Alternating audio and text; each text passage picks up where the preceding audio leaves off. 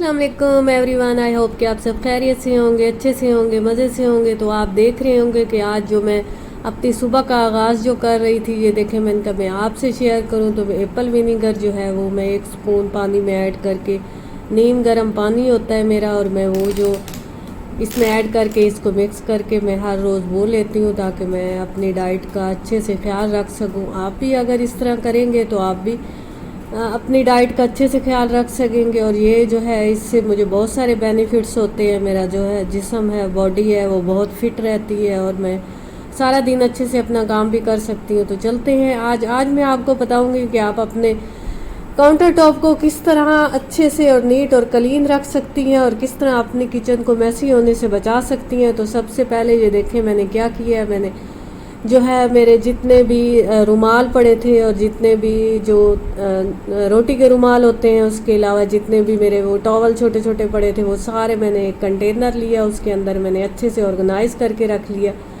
और मैं इसे आज आप कोशिश किया करेंगे अपने काउंटर टॉप के ऊपर चीज़ें कम रखा करें, अपनी सारी जितने भी हैं कैबिनेट के अंदर रखा करें। इस तरह हमारा किचन जो है मैसी नज़र नहीं आता और जो हमारा किचन है नीट क्लीन लगता है। तो आज आप देख रहे होंगे कि मैंने क्या किया है। मैंने एक छोटा सा एक बर्तन लिया है, उसके अंदर मैंने नमक ऐड किया है 2 स्पून के बराबर। विनीगर जो है वो मैंने थोड़ा सा उसमें ऐड किया और उसके साथ ही मैंने उसमें डिश वॉश जो है लिक्विड वो मैंने ऐड किया और मैंने उसका मिक्सचर बना के मैंने अच्छे से सारा जितना भी मेरा टॉप काउंटर चूल्हा था, टॉप काउंटर था, उसको मैंने अच्छे से मैंने नीट क्लीन किया। और मैंने एक स्कॉच ब्राइट लिया है, उसके साथ मैंने उसको सारा उसके ऊपर स्प्रेड कर लिया। तकरीबन 2 से 3 मिनट के लिए मैंने छोड़ दिया था और उसके बाद मैंने सारा इसको स्कॉच ब्राइट के साथ मैंने इसको इसके ऊपर सारा स्प्रेड करके बहुत ही अच्छे से मैंने इसकी डीप क्लीनिंग कर ली थी। आप भी अगर इस तरह करना चाहें तो कर सकते हैं, क्योंकि आपको पता है कि आगे हमारी रमज़ान शरीफ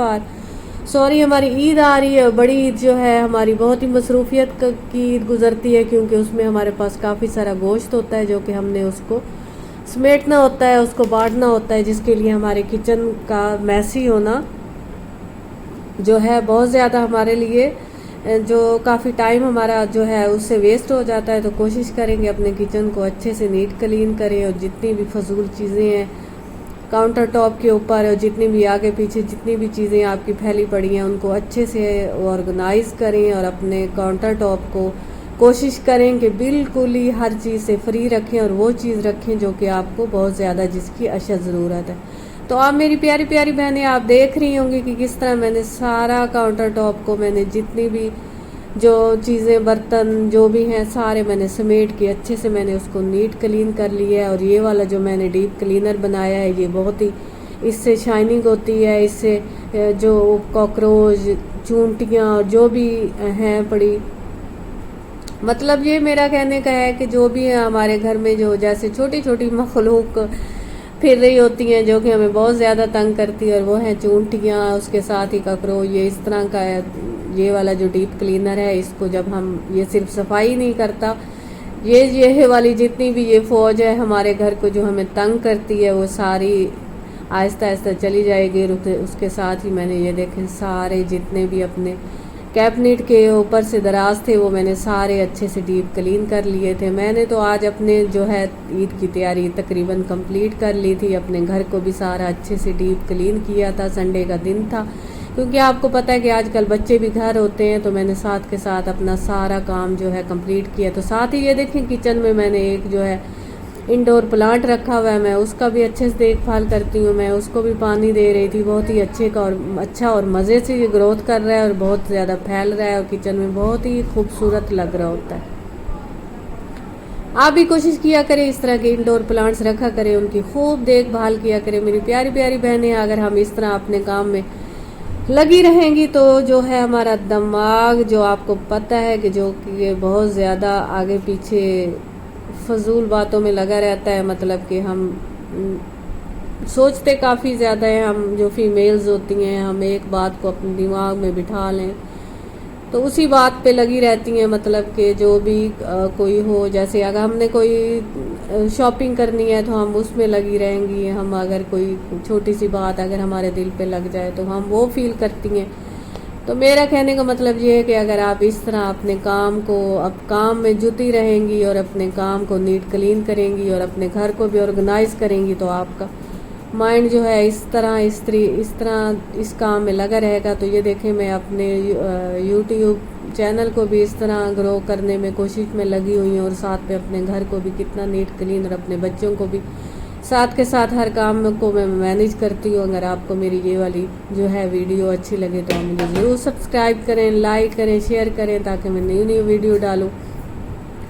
ये मेरा वैक्यूम क्लीनर है। मैंने इसके अंदर जो है पानी ऐड करते हुए मैंने इसमें क्या किया है, मैंने इसमें नमक ऐड कर दिया है, क्योंकि नमक ऐड करने से हमारे घर में, जो मैंने पहले भी कहा है कि छोटी छोटी जो मखलूक है, जो फौज है जो कि हमें बहुत ज़्यादा तंग करती है, वो इसके नमक से जो है बहुत दूर भागती है और तकरीबन गायब भी हो जाती है। तो आपने अगर इस तरह अपने घर को, अगर आप वैक्यूम है तो वैक्यूम के अंदर पानी ये वाला नमक वाला ऐड कर लें। अगर आप ऐसे ही उस मॉप लगा रही हैं तो उस पानी में भी आप अगर थोड़ा सा नमक ऐड कर लेंगी और सारा मॉप अपने फर्श पे इस तरीके से आप उसकी डीप क्लीनिंग करेंगी, तो वो सारी चूंटियाँ और कॉकरोच जो हैं वो इससे दूर चले जाते हैं। तो ये देखें, तकरीबन इस तरीके से मैंने अपना सारा टॉपर जो है काउंटर टॉप और उसके साथ ही मैंने अपने किचन को सारा इस तरीके से ऑर्गेनाइज कर लिया है। तो मेरी प्यारी प्यारी बहनें, आप कोशिश किया करें इस तरह अपनी किचन।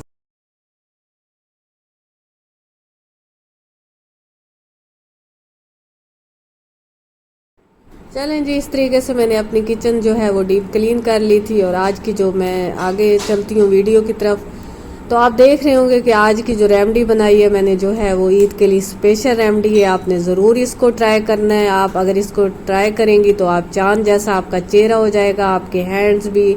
आप अगर इसको अपने पैरों पे भी इस्तेमाल करना चाहें तो कर सकती हैं, और बहुत ही ये इससे ग्लो होती है और क्लिनजिंग होती है। आपने ज़रूर इसको ट्राई करना है। और इसमें हमने क्या ऐड किया है, इसमें मैंने एक आड़ू लिया है, उसको मैंने अच्छे ब्लेंड कर लिया है। और उसके साथ ही मैंने इसमें ब्लेंड करने के बाद ये देखें, इसमें मैंने क्या किया है, जौ का आटा 1 स्पून के बराबर ऐड किया। और उसके साथ ही मैंने इसमें जो है पड़ा, इसमें थोड़ा सा शहद ऐड किया। और शहद ऐड करने के साथ ही मैंने इसमें क्या किया है, हाँ जी, तो मेरी प्यारी प्यारी बहनें, मैंने जो इसमें चौथा इंग्रेडिएंट्स ऐड किया वो था कोकोनट ऑयल। क्योंकि हमारी स्किन जो है अगर ऑयली होगी तो बहुत ही उससे जो है अच्छी फीलिंग आती है। और आपने इसको ज़रूर ट्राई करना है। और इस ऑयल मैंने ऐड करने के बाद मैंने क्या किया है, मैंने इसमें तकरीबन 2 से 3 मिनट के लिए मैंने इसको अच्छे से अपने हाथों पे, अपने मुंह पे स्प्रेड करके छोड़ दिया था।